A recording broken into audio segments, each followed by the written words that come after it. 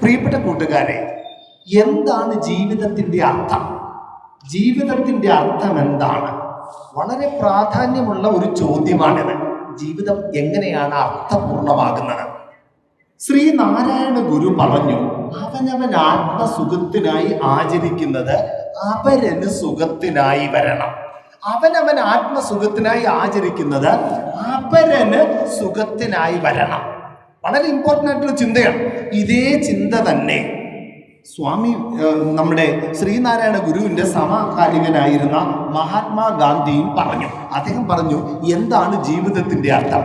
What is the meaning of life? Meaning of life consist in losing ourselves in the service of others. ജീവിതത്തിൻ്റെ അർത്ഥമെന്ന് പറയുന്നത് നമ്മുടെ ജീവിതം നമ്മൾ മറ്റുള്ളവർക്ക് വേണ്ടി ചിലവഴിച്ച് കളയുമ്പോൾ നമ്മൾക്ക് ലഭിക്കുന്നതാണ്. Meaning of life consist in losing ourselves in the service of others. മറ്റുള്ളവർക്ക് വേണ്ടി നമ്മുടെ ജീവിതം ചെലവഴിച്ച് കളയുമ്പോഴാണ് ജീവിതത്തിന് അർത്ഥം ഉണ്ടാകുന്നത് എന്ന് നമ്മുടെ രാഷ്ട്രപിതാവായ മഹാത്മാഗാന്ധി. എന്താണ് NSS മുന്നോട്ട് വയ്ക്കുന്ന ഏറ്റവും വലിയ ഒരു മുദ്രാവാക്യം? നമ്മുടെ സ്വാമി വിവേകാനന്ദന്റെ കയ്യിൽ നിന്ന് സ്വീകരിച്ചത് അറിയാവുന്ന ആരെങ്കിലും ഉണ്ടേ? കൈ ഉയർത്തിക്കോ. കുറെ പേർക്ക് അറിയാം. എന്താണത്? Not me but you. ഞാനല്ല, നീയാണ്. നിനക്ക് വേണ്ടിയാണ് എല്ലാം. എനിക്ക് വേണ്ടിയല്ല എല്ലാം. ആർക്ക് വേണ്ടിയാണ്? നിനക്ക് വേണ്ടി. എന്താണ് നമ്മുടെ ഈ ലോകത്തിന്റെ പ്രത്യേകത എന്നറിയാമോ? ഈ ലോകത്തിന്റെ പ്രത്യേകത എന്താന്ന് വെച്ച് കഴിഞ്ഞാൽ, എല്ലാവരും സ്വന്തം ലാഭം, നേട്ടം, വളർച്ച, വിജയം അതാണ് അന്വേഷിക്കുന്നത്. പൊതുവെ മനുഷ്യൻ എല്ലാം തൂമ്പ കൊണ്ട് കോരി അടുപ്പിച്ച് നമ്മുടെ സാമ്രാജ്യം വലുതാക്കാനാണ് എല്ലാവരുടെയും പരിശ്രമം. എന്നാൽ വളരെ ചുരുക്കം ചില മനുഷ്യർ മാത്രം അവരവരുടെ ജീവിതം മറ്റുള്ളവർക്ക് വേണ്ടി കോരി എറിയും. മറ്റുള്ളവർക്ക് വേണ്ടി സ്വയം ചിലവഴിച്ച് കളയും. ഒരു മെഴുകുതിരി കത്തിത്തീർന്ന് മറ്റുള്ളവർക്ക് വെളിച്ചം കൊടുക്കുന്നത് പോലെ ചുരുക്കം ചില മനുഷ്യർ അവരുടെ ജീവിതം മറ്റുള്ളവർക്ക് വേണ്ടി ചിലവഴിച്ചു തീർക്കും. അങ്ങനെ സ്വന്തം ജീവിതം മറ്റുള്ളവർക്ക് വേണ്ടി നമ്മുടെ മഹത്വം നിറഞ്ഞു നിൽക്കുന്ന ഒരു രാഷ്ട്രമായ ഇന്ത്യക്ക് വേണ്ടി ജീവിതം ചെലവഴിച്ചു കളഞ്ഞ ഒരു മഹാനെ കാണാൻ നമുക്കെല്ലാവർക്കും ഭാഗ്യമുണ്ടായി. ആരാണ് ആ മഹാൻ? Doctor APJ Abdul Kalam. നമ്മുടെ ഈ അടുത്ത കാലത്ത് നമ്മൾ കണ്ട അങ്ങനെ മറ്റുള്ളവർക്ക് വേണ്ടി സ്വയം ജീവിതം ചിലവഴിച്ച് കളഞ്ഞ ഒരു മഹാനാണ് ഡോക്ടർ APJ അബ്ദുൽ കലാം. എന്താണ്? കലാമിന് എത്ര മക്കൾ ഉണ്ടായിരുന്നു എന്നറിയാവുന്നവരെ കൈ ഉയർത്ത്. ആർക്കും അറിയത്തില്ല. ഇല്ല, കലാമിന് മക്കളെ ഇല്ല. കാരണം കലാം എന്ത് ചെയ്തിട്ടില്ല? കല്യാണം കഴിച്ചിട്ടില്ല. ഇന്ത്യ മഹാരാജ്യത്തിനു വേണ്ടി ജീവിച്ച് ഇന്ത്യക്ക് വേണ്ടി സ്വയം ചെലവഴിച്ച് കളയുന്നതിനിടയ്ക്ക് കലാം എന്തു മറന്നുപോയി? കല്യാണം കഴിക്കാൻ മറന്നുപോയി, വിവാഹം കഴിക്കാൻ മറന്നുപോയി. ആരെയാണ് വിവാഹം ചെയ്തത്? ഭാരതത്തെയാണ് കലാം വിവാഹം ചെയ്തത്.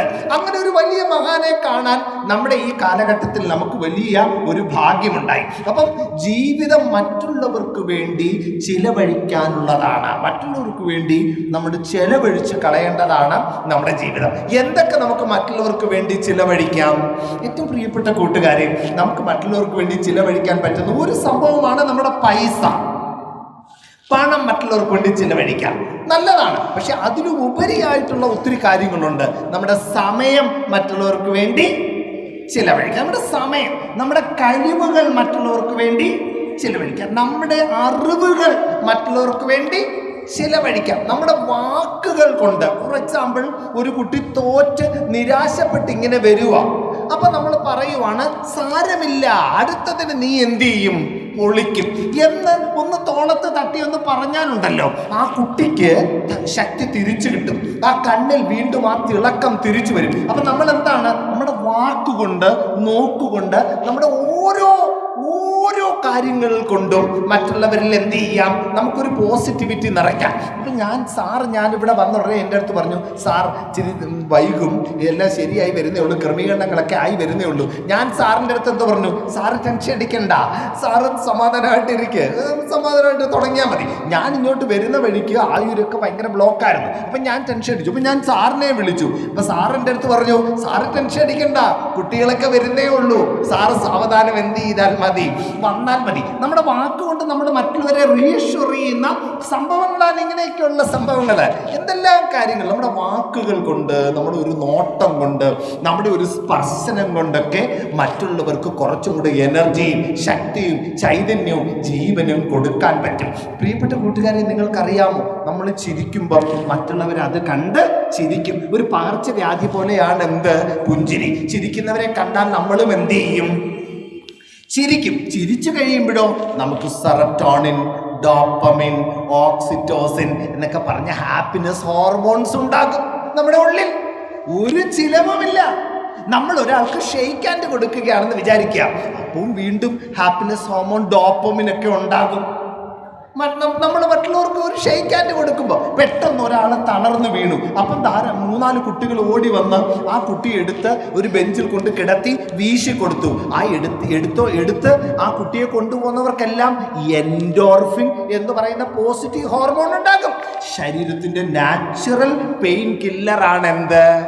എൻഡോർഫിൻ. കളിക്കുമ്പോഴും എക്സസൈസ് ചെയ്യുമ്പോഴും ആക്ടിവിറ്റീസ് ചെയ്യുമ്പോഴൊക്കെയാണ് നമുക്ക് എൻഡോർഫിൻ ഉണ്ടാകുന്നത്. നിങ്ങൾ ആരെങ്കിലും ഫുട്ബോൾ കളിക്കുന്നവരുണ്ടോ എന്ന് എനിക്കറിയില്ല, പക്ഷെ ഫുട്ബോൾ കളിക്കുവാണ്. ഫുട്ബോൾ കളിച്ച് പോയി ഭയങ്കര വാശിയേറിയ മത്സരം, 1-1, 2-2. അപ്പം അവർ ഒരു ഗോളും കൂടെ അടിച്ചു, 3-2. നമ്മൾ എവിടെ നിൽക്കുക?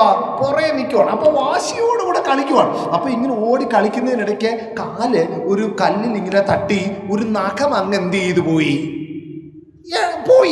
നഖം അങ്ങ് പോയി. പക്ഷെ ഫുട്ബോൾ കളിക്കാരൻ എന്ത് ചെയ്യുന്നില്ല?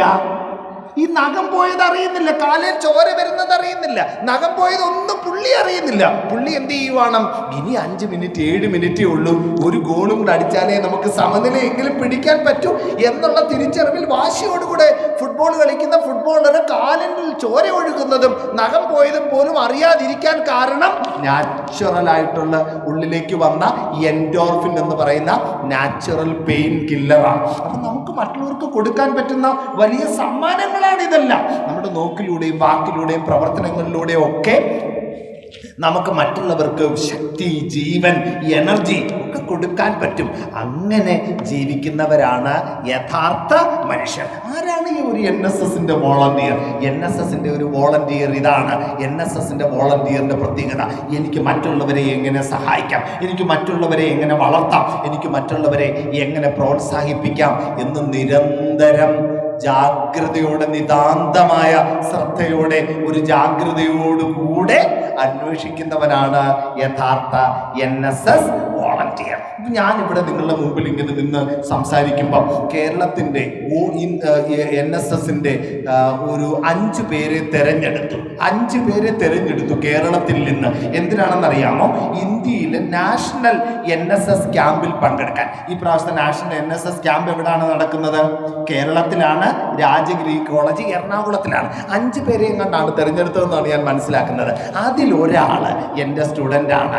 മാർ തെയോഫിലോസ് ട്രെയിനിങ് കോളേജിലെ ഞങ്ങളുടെ കോളേജ് യൂണിയൻ ചെയർമാൻ അർജുൻ എന്നാണ് പേര്. അർജുൻ പ്രതിഭാശാലിയായ ഒരു NSS പ്രവർത്തകനാണ്. അർജുനോട് ഞാൻ കഴിഞ്ഞ ദിവസം ഇങ്ങനെ സംസാരിക്കുമായിരുന്നു. അപ്പോൾ അർജുൻ എൻ്റെ അടുത്ത് പറഞ്ഞ എന്താണെന്നറിയാമോ?